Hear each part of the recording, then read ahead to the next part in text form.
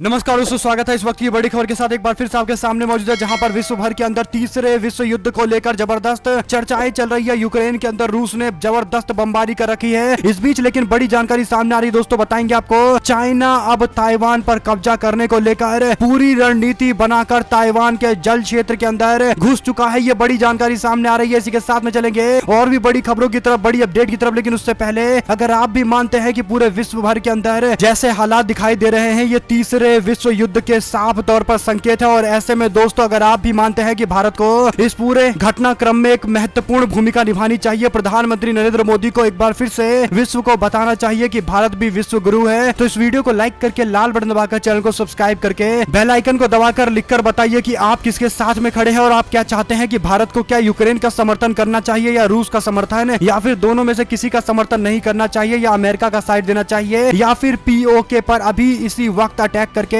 Pakistan occupied Kashmir को भारत के हिस्से में मिला लेना चाहिए। आप लोग की क्या कुछ राय है, लिखकर जरूर स्पष्ट करिएगा। चलते हैं सबसे पहले और महत्वपूर्ण समाचार की तरफ, जहां पर चीन ने अपनी नापाक हरकत दिखाई है दोस्तों। और चाइना, जिस तरीके से दुनिया भर के अंदर चर्चाएं चल रही थी कि चाइना विश्व युद्ध तीसरा जैसे ही शुरू होगा उसके बाद ताइवान पर कब्जा करने के लिए हर संभव प्रयास करेगा, बिल्कुल ऐसा ही होता दिखाई दे रहा है। जहां पर ताइवान के जल क्षेत्र के अंदर तकरीबन 5 से लेकर 10 चीनी विमान घुस चुके हैं दोस्तों। ये बड़ी अपडेट सामने आ रही है, जहां पर चीनी युद्ध पोतक ताइवान के जल क्षेत्र के अंदर घुस गए और पूरी तरीके से डरा रहे हैं दोस्तों। ये बड़ी अपडेट सामने आ रही है, मीडिया में जानकारी दी गई है। इस पर आप लोग की क्या कुछ राय है? क्या भारत को कोई रिस्पांस करना चाहिए या फिर भारत को भी पीओके की तरफ देखना चाहिए? पाकिस्तान को इस बार तीसरे विश्व युद्ध के बीच में झटका देकर पीओके छीन लेना चाहिए? आप लोग की क्या कुछ राय रहेगी, स्पष्ट कीजिएगा। और इसी के साथ में ताइवान पर चाइना के इस तरीके के रवैये को लेकर क्या कुछ कहेंगे, जरूर स्पष्ट कीजिएगा। चलते हैं एक और बड़ी अपडेट की तरफ, जहां पर रूस और यूक्रेन के बीच में हो रहे युद्ध में क्या नाटो देश भी कूदने वाले हैं। तकरीबन 30 नाटो देश जो एक साथ मिलकर एक दूसरे की सुरक्षा को लेकर प्रतिबद्ध दिखाई देते हैं। उन्होंने स्पष्ट कहा है कि यूक्रेन मामले पर बातचीत करके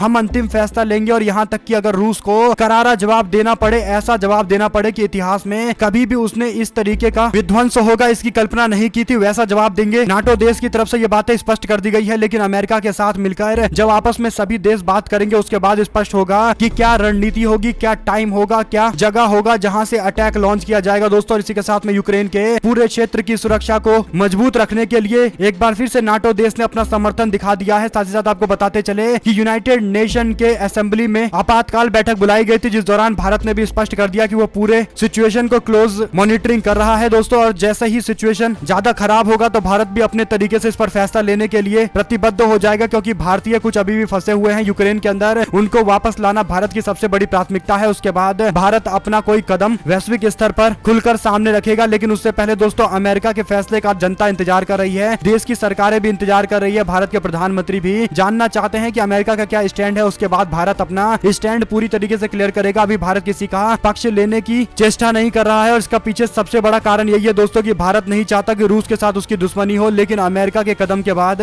आगे की रणनीति भारत तय करेगा। आप लोग लगातार हमारे साथ बने रहे, इसलिए आप सभी लोगों का बहुत बहुत धन्यवाद। जय हिंद, जय भारत, वंदे मातरम, जय जय श्री राम।